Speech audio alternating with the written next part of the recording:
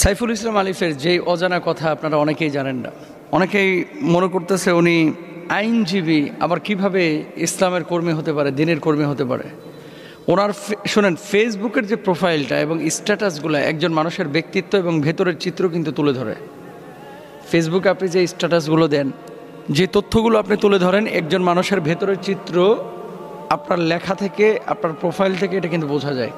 উনি দেখেন কয়েকদিন আগে একটা পোস্ট করেছিলেন ফেসবুকে, লিখেছেন কি, ধর্মের নামে এদেশের একতা ভাঙতে পারবেন না।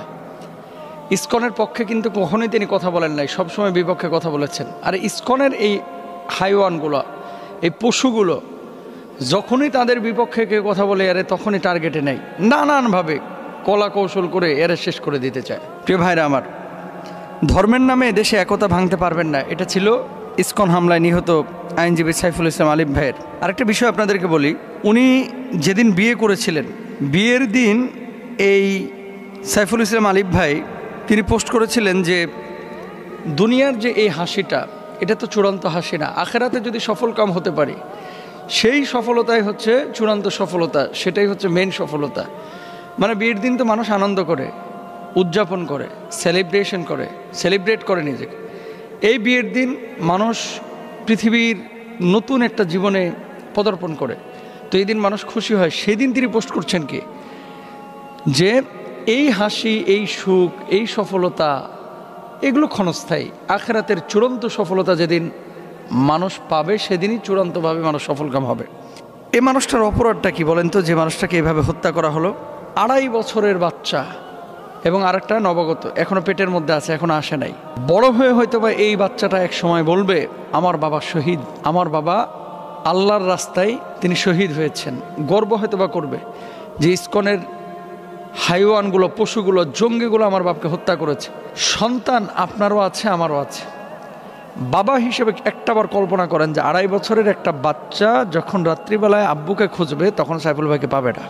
নতুন যেটা পৃথিবীতে আসতেছে, এটা যখন দেখবে যে সবার বাবা আছে, তার বাবা নাই, সে কিন্তু তার মাকে প্রশ্ন করবে যে মা, আমার বাবা কোথায়?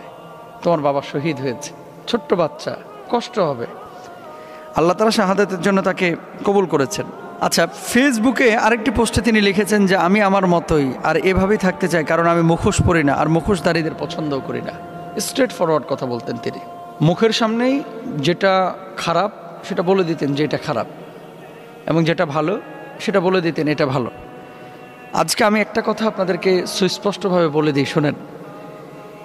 সাইফুল ইসলাম আলিফ ভাইয়ের ইন্তেকালের পরেও যদি কোনো মুসলমানের অন্তরের মধ্যে বিন্দুমাত্র ক্ষোভ, ভালোবাসা, আন্দোলন বা প্রতিবাদের ঝড় না ওঠে, জানতে হবে ওটা মুনাফেক। ওটা মুনাফেক। হাজার হাজার আলেম জেল খেটেছে, কোনোদিন একটা বার আলেমদের পক্ষে পোস্ট করে নাই। আর ইসকনের এই যে প্রভু, ওদের প্রভু তো এখন জেলখানায়, জানেন তো, চিন্ময় প্রভু। এই প্রভুকে নিয়ে, এই চিন্ময়কে নিয়ে শত শত মুসলমান দেখতেছি পোস্ট করতেছে। আপনি জানেন তার ব্যাপারে? হিন্দুরা পর্যন্ত তার বিপক্ষে কথা বলতেছে। আপনি কেন বলেন না?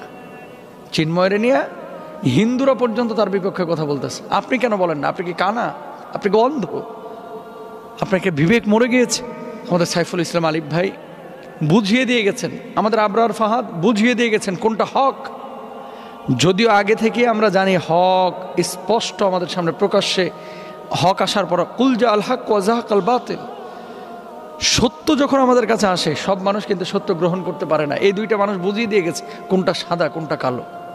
আজকে অনেক মানুষকে আমরা দেখতে পাচ্ছি নিউ ইয়র্কে বসে বসে, ভারতে বসে বসে মুসলমান ইসকনের পক্ষে কথা বলতেছে, ইসকনের পক্ষে কথা বলতেছে, সাইফুল ইসলাম আলিফের পক্ষে কথা বলে না।